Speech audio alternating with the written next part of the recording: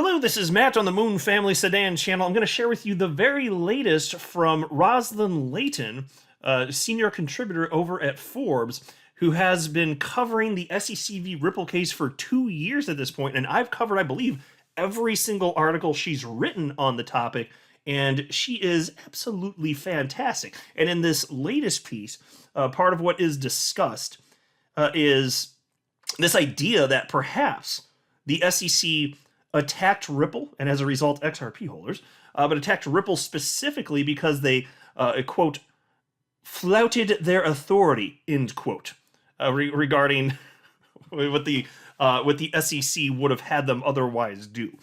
But before going further, I do want to be clear, I do not have a legal or financial background of any kind. I am not offering legal or financial advice, and you definitely should not buy or sell anything because of anything I say or write. I'm just an enthusiast who enjoys making YouTube videos about crypto-related topics, but just as a hobby, and just for fun. And in we go. The piece reads as follows. Over the last 2 U.S. administrations, the U.S. Securities and Exchange Commission has promoted an all-encompassing policy of regulation by enforcement for U.S.-based digital asset markets like Coinbase and the enterprise blockchain industry that develops fintech solutions like Ethereum, Ripple, Stellar, and Circle. 2 successive chairmen, Jay Clayton and Gary Gensler, said that every digital asset except Bitcoin is a security and should register at the SEC like a stock. And it's just a pause note. Never mind. That's it's true that's the assertion. Yeah, you come in and get registered with us, even though it is literally impossible to do so. You cannot. No one can register XRP. It's literally impossible with existing requirements and paperwork that exists at the SEC, which I've talked about many times in previous videos. But that's one of the reasons it's so absurd. One of many reasons they're citing. Just come on and do this thing that is impossible, literally. Come on, it couldn't be. And the average person has no idea it's literally impossible. So if you're not following stuff, you may just think, yeah, well, it sure looks like the SEC's trying to protect the little guy out there. No. Piece continues. The details end there, unless you end up on the wrong side of an SEC lawsuit. The SEC banks on a quick settlement from the parties it charges. Parties which dare to challenge the SEC need financial reserves, superstar lawyers, and years of patience for litigation to play out in court. This enforcement produces little clarity for the market or protection of investors, which is the ostensible point of the regulatory exercise. The SEC claimed this approach would protect investors. That didn't work out for FTX. A series of regulatory mishaps and wealth-destroying events created the current crypto winter. SEC Chairman Gary Gensler claims that FTX, all other digital crypto assets, are out of compliance, and their innovators need to come in and register at the SEC. Presumably, paper and physical presence at the SEC are just the ticket. Yeah, and also I will pause to say, it's pretty damn obvious that crypto assets got beaten to the degree that they did, in no small part due to FTX and Luna and 3AC and the contagion that spread, all of that jazz. But I still think it's fair to say that even without any of that, we were going to see a down year. Historically, that's what you should expect based on having, the year that we did in 2021. Typically, after an amazing year like that, you do have a down year. So that would have been reasonable to suspect anyway. I was still hoping that we would have had that altcoin pop kind of like 2017 style like we had back then. But regardless, there were some coins that ran, and Bitcoin had an incredible run. I'm just saying that if not for all that nonsense, yes, we'd still be in a bear market. Perhaps not as quite a retracement to the downside as we ended up seeing. But even so, these things end up ending, and we're going to be reversing to the upside at some point. But anyway, piece continues. In any event, the SEC has not published such registration forms, guidelines, procedures, or instructions, nor any theory of how such regulatory deterrence will protect investors. Sheila Warren, the highly respected head of the Crypto Council for Innovation, observed correctly that the FTX case is not about crypto per se, but wrongdoers. Sam Bankman-Fried and his conspirators are being duly charged on multiple charges for fraud, wire fraud, theft, and money laundering by the Department of Justice, in addition to the SEC complaint and another for campaign finance violation. This shows that already crypto is subject to a variety of regulations and laws. That's quote, notes Warren.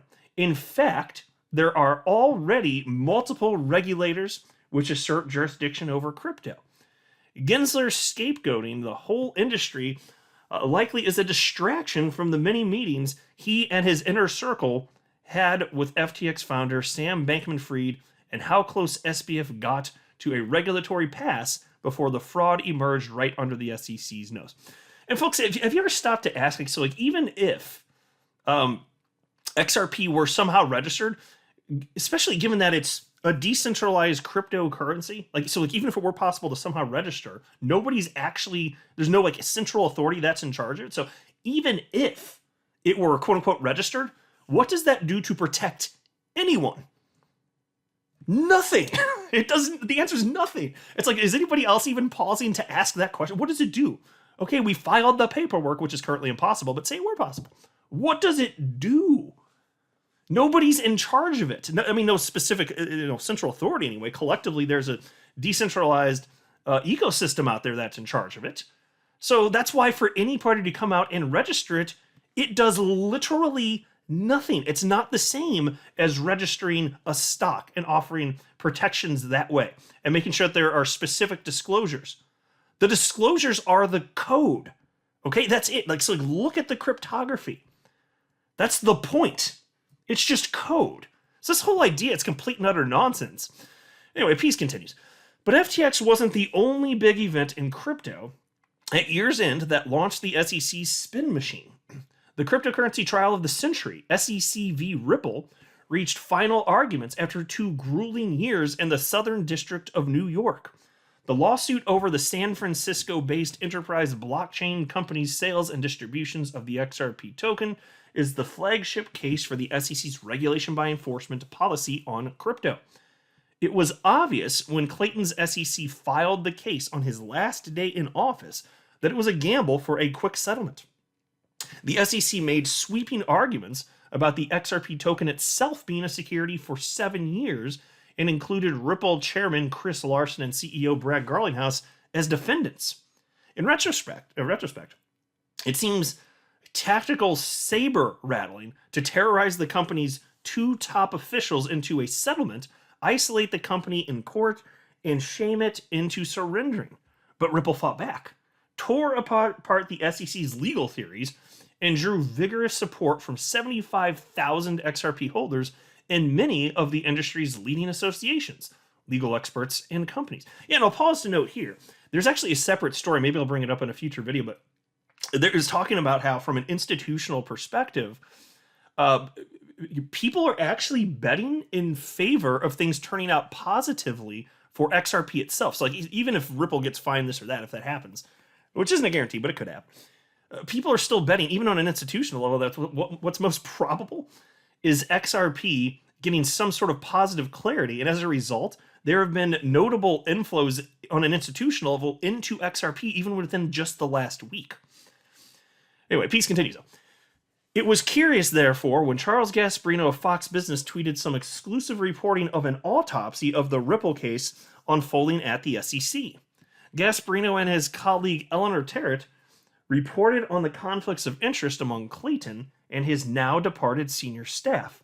Gasparino tweeted, quote, "It's worth asking why the SEC did focus on XRP/Ripple," end quote, noting that his agency sources claim, quote, "Ripple management was flouting their authority by continuing to sell XRP after on notice to stop because the way it was being sold seemed to establish XRP's designation as a security," end quote.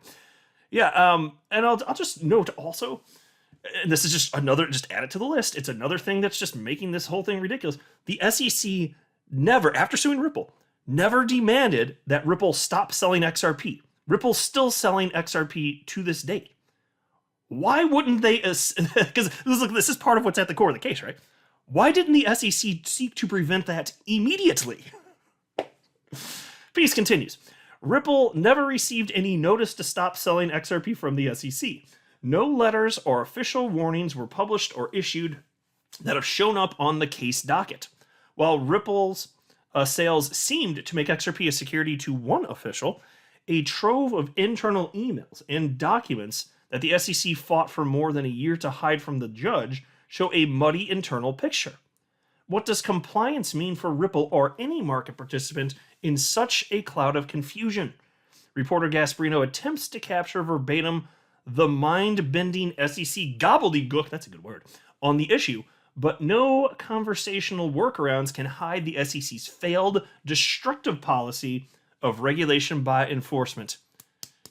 Golf clap for Rosalind, everybody. That's a fantastic piece. I love that she keeps highlighting this because, in my humble opinion, there's never enough people. There is no way to sufficiently cover what's happening in this case. I mean, I sure as hell try on my channel, but the more attention we bring to this, the better. And so just sit here thinking, the SEC did not have any earthly idea of what they were unleashing by suing Ripple and challenging XRP itself. Over 75,000 XRP holders coming at them, like unprecedented. This has never happened in history. So again, I mean, it's possible to get a bad ruling, but I'm at a minimum cautiously optimistic. But in terms of XRP's clarity moving forward, it's hard to imagine there's going to be a world where XRP, yes, exists and thrives everywhere in the world except for in the United States. That's kind of hard to believe because that is so stupid. That would be the dumbest damn thing. Nobody's in charge of this thing, but it can't be bought or sold in the United States. Is that really a world that's going to exist in the future? Completely ridiculous. So we'll see what happens, but again, I'm optimistic. I'm not a financial advisor. You should not buy or sell anything because of anything I say or write. That would be a very, very, very bad idea. Until next time, to the Moon Family Sedan.